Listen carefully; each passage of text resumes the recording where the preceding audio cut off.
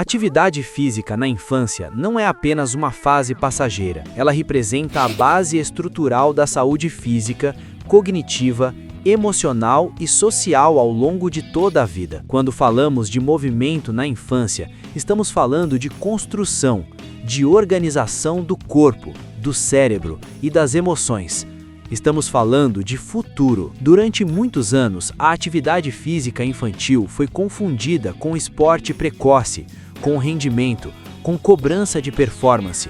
Mas é fundamental deixar claro desde o início: movimento na infância não é sinônimo de treinamento esportivo intenso, nem de competição antecipada. Movimento na infância é saúde estrutural. O corpo da criança está em formação. Ossos, músculos, articulações, sistema nervoso e sistema emocional estão em pleno desenvolvimento. O movimento é o estímulo natural que organiza esse processo. É por meio do movimento que a criança aprende a conhecer o próprio corpo, a ocupar o espaço, a se relacionar com o outro e a lidar com desafios. Quando uma criança corre, pula, rola, se equilibra, brinca e explora o ambiente, ela não está apenas gastando energia.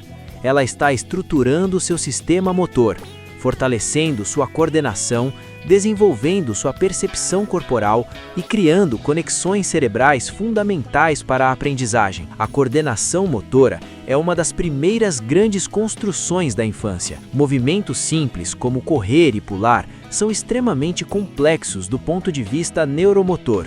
Eles exigem integração entre cérebro, músculos, articulações, visão e equilíbrio. Quanto mais experiências motoras variadas a criança vivencia, mais organizado se torna seu corpo. A força na infância não deve ser entendida como força máxima ou levantamento de carga.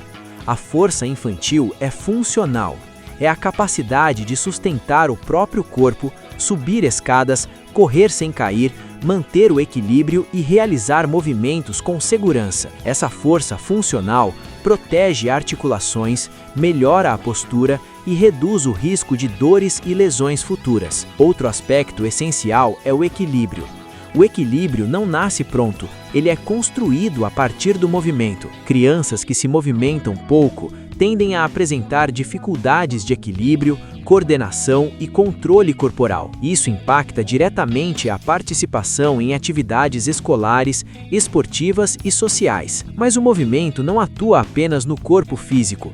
Ele tem impacto direto no desenvolvimento cognitivo. O cérebro infantil se desenvolve em resposta aos estímulos do ambiente, e o movimento é um dos estímulos mais potentes que existem. Estudos mostram que crianças fisicamente ativas apresentam melhor atenção, maior capacidade de concentração, melhor memória e maior facilidade de aprendizagem. Isso acontece porque o movimento estimula áreas cerebrais responsáveis pelo raciocínio, pela organização do pensamento e pelo controle emocional. Quando a criança se movimenta, há aumento da circulação sanguínea cerebral, maior oxigenação do cérebro e liberação de neurotransmissores ligados ao bem-estar e à aprendizagem. Movimento e aprendizagem caminham juntos. É um erro pensar que criança precisa ficar parada para aprender. O corpo em movimento favorece o cérebro em aprendizado. Ambientes escolares que respeitam essa necessidade tendem a ter alunos mais engajados, mais atentos e emocionalmente mais equilibrados. Falando em emoções, o movimento tem papel fundamental na saúde emocional infantil. A infância é uma fase de intensas emoções, muitas vezes difíceis de serem verbalizadas. O corpo se torna o principal canal de expressão emocional. A atividade física ajuda a regular emoções como ansiedade, irritação, medo e frustração. Crianças que se movimentam regularmente tendem a lidar melhor com desafios, a desenvolver maior autoestima e a apresentar menor nível de estresse. O brincar ativo é uma forma natural de elaboração emocional. Durante a brincadeira, a criança experimenta papéis, enfrenta desafios, testa limites e aprende a lidar com vitórias e frustrações de forma saudável. Isso constrói resiliência emocional. Outro ponto central do movimento na infância é a socialização. Brincadeiras coletivas ensinam regras, cooperação, respeito e convivência. A criança aprende a esperar sua vez, a compartilhar, a resolver conflitos e a trabalhar em grupo. A socialização construída por meio do movimento é mais rica e mais profunda do que aquela mediada exclusivamente por telas. O corpo em ação cria vínculos reais, desenvolve empatia e fortalece habilidades sociais que serão essenciais na vida adulta. Além disso, a atividade física na infância é um dos principais fatores de prevenção de doenças futuras. Crianças ativas têm menor risco de desenvolver obesidade tipo 2, doenças cardiovasculares e problemas metabólicos. A obesidade infantil tem se tornado um problema de saúde pública. Longos períodos sentados, excesso de telas e pouca oportunidade de brincar comprometem a saúde desde cedo. O corpo infantil não foi feito para a inatividade prolongada. É importante entender que hábitos construídos na infância tendem a se perpetuar ao longo da vida. Crianças ativas têm maior chance de se tornarem adultos ativos. Da mesma forma, o sedentarismo infantil aumenta o risco de sedentarismo na vida adulta. Nesse contexto, o papel da escola é fundamental. A escola é um dos principais espaços de promoção da saúde infantil. A educação física escolar não deve ser vista apenas como momento recreativo, nem como treinamento esportivo seletivo. A educação física deve oferecer experiências corporais variadas, inclusivas e adaptadas às diferentes realidades das crianças. O foco deve estar no desenvolvimento integral e não no rendimento. A escola também pode integrar o movimento em outras áreas do conhecimento. Aulas que permitem deslocamento, atividades práticas e jogos educativos contribuem para um aprendizado mais significativo. Mas a escola não atua sozinha. A família tem papel essencial na promoção do movimento. Crianças observam comportamentos. Pais e responsáveis que se movimentam, caminham, brincam e valorizam o corpo ativo transmitem esse valor de forma natural. O movimento não precisa ser algo complexo ou caro. Caminhar, brincar ao ar livre, subir escadas, jogar bola e dançar são atividades simples e extremamente eficazes. É fundamental reduzir o tempo de tela e ampliar o tempo de movimento. Não se trata de proibir tecnologia, mas de equilibrar. O corpo precisa de ação para se desenvolver de forma saudável. Outro ponto importante é diferenciar movimento de esporte precoce. O esporte pode ser positivo quando respeita a maturidade da criança, mas o treinamento intenso e a cobrança excessiva podem gerar lesões físicas e emocionais. Na infância, o mais importante é o repertório motor. Quanto mais variado for esse repertório, melhor preparada estará a criança para escolher, no futuro, se deseja ou não praticar um esporte específico. O movimento deve ser prazeroso. A criança não deve se movimentar por obrigação, mas por desejo. O prazer no movimento é o que sustenta o hábito ao longo da vida. Quando o movimento é associado à punição, cobrança ou comparação, ele perde seu potencial educativo e terapêutico. O objetivo não é formar atletas, mas formar pessoas saudáveis. Atividade física na infância é investimento em saúde pública, é prevenção, é cuidado, é promoção de qualidade de vida. É mais eficiente prevenir do que tratar. Por isso, é essencial que pais, educadores e sociedade compreendam que o corpo infantil precisa se mover, não por estética, não por competição, mas por saúde. Movimento na infância não é esporte precoce, é saúde estrutural. Quando o movimento é apresentado de forma positiva na infância, algo muito importante acontece. A criança passa a associar o corpo em ação ao prazer, a liberdade e a segurança. Essa associação é determinante para a continuidade da atividade física ao longo da vida. O corpo passa a ser um lugar de conforto e não de cobrança. A criança que se movimenta porque gosta, porque brinca, porque explora, tende a levar esse comportamento para a adolescência e para a vida adulta. O movimento deixa de ser visto como obrigação e passa a ser parte natural da rotina. É assim que hábitos saudáveis se consolidam. Por outro lado, é preciso olhar com atenção para as crianças que não se movimentam. Muitas vezes,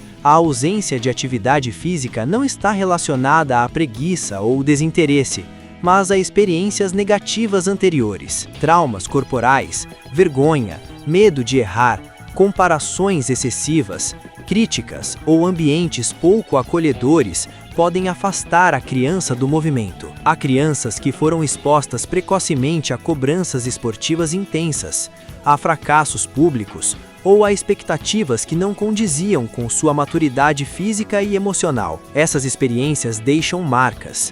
O corpo passa a ser associado à dor, à frustração ou à inadequação. Outras crianças convivem com dificuldades corporais específicas, como atraso no desenvolvimento motor, sobrepeso, baixa autoestima ou limitações físicas.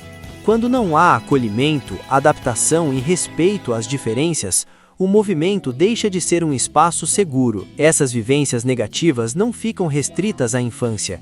Elas são levadas para a vida adulta. Muitos adultos que hoje evitam atividade física carregam histórias de exclusão, constrangimento ou sofrimento corporal vividas na infância ou na adolescência. É comum ouvir adultos dizendo que nunca gostaram de esporte ou que não levam jeito para exercício. Muitas vezes, essas falas escondem experiências mal conduzidas, onde o corpo foi exposto, comparado ou desvalorizado. Por isso, quando falamos em influenciar a criança, não estamos falando apenas em colocá-la em uma atividade física.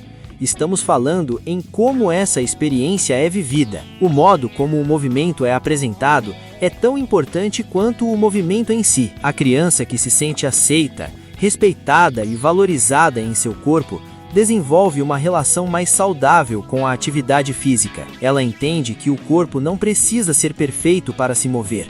Precisa apenas estar vivo. Essa consciência é elevada para a vida adulta. Adultos que tiveram experiências positivas com o movimento tendem a buscar atividades físicas, mesmo em meio à rotina intensa de trabalho, estudos e responsabilidades familiares. Eles reconhecem o movimento como ferramenta de cuidado, não como punição. Na vida adulta, o movimento assume novas funções. Ele deixa de ser apenas brincadeira e passa a ser estratégia de saúde. É um movimento que ajuda a lidar com o estresse, com a ansiedade, com as pressões do cotidiano e com as mudanças do corpo. Adultos ativos tendem a ter maior consciência corporal, melhor relação com o próprio corpo e mais autonomia funcional. Eles entendem que o exercício não é apenas estética, mas qualidade de vida. Por outro lado, adultos que cresceram sem estímulo ao movimento ou que carregam traumas corporais tendem a apresentar maior resistência à atividade física. Muitas vezes, só procuram o movimento quando a dor aparece, quando a doença se instala ou quando a funcionalidade já está comprometida. Isso reforça a importância da infância como período estratégico. O que é construído nessa fase impacta diretamente o comportamento futuro. A criança ativa se torna um adulto mais consciente do próprio corpo. E esse adulto, por sua vez, será o idoso do futuro. A velhice não começa na terceira idade. Ela é construída ao longo da vida. O corpo que se movimenta desde cedo envelhece de forma diferente. Idosos que mantêm hábitos ativos apresentam maior independência, melhor equilíbrio, menor risco de quedas e maior autonomia nas atividades diárias. O movimento preserva a funcionalidade, a mobilidade e a dignidade. Além dos benefícios físicos, o movimento na velhice tem impacto direto na saúde mental. Idosos ativos tendem a apresentar menor incidência de depressão, melhor cognição e maior participação social. O corpo em movimento mantém a mente em movimento. Quando observamos idosos que caminham, alongam, dançam ou realizam exercícios leves, estamos vendo o resultado de uma vida que respeitou o corpo. Muitas vezes, esses idosos foram crianças que brincaram, correram e se movimentaram livremente. Por isso, a atividade física deve ser entendida como um ciclo. Ela começa na infância, se consolida na vida adulta e sustenta a qualidade de vida na velhice. Não se trata de fases isoladas, mas de continuidade. Influenciar a criança é, portanto, um ato de responsabilidade social. Pais, educadores e cuidadores precisam compreender que estão moldando comportamentos que atravessarão décadas. Não se trata de impor rotinas rígidas, mas de criar ambientes que favoreçam o movimento. Ambientes seguros, acolhedores e estimulantes. ambientes onde o corpo seja respeitado. É preciso que a sociedade abandone a lógica da comparação e da performance precoce. Cada criança tem seu tempo, seu ritmo e sua forma de se mover. Respeitar isso é fundamental para que o movimento seja prazeroso. Quando o prazer está presente, a continuidade acontece. Quando o movimento faz sentido, ele permanece. Quando o corpo é acolhido, ele responde. A infância ativa não garante apenas saúde imediata. Ela constrói adultos mais equilibrados e idosos mais independentes. Ela reduz custos com saúde, melhora a qualidade de vida e fortalece vínculos sociais. Por isso, falar de atividade física na infância é falar de futuro. É falar de prevenção, de cuidado e de consciência coletiva. Atividade física na infância não é apenas uma fase passageira.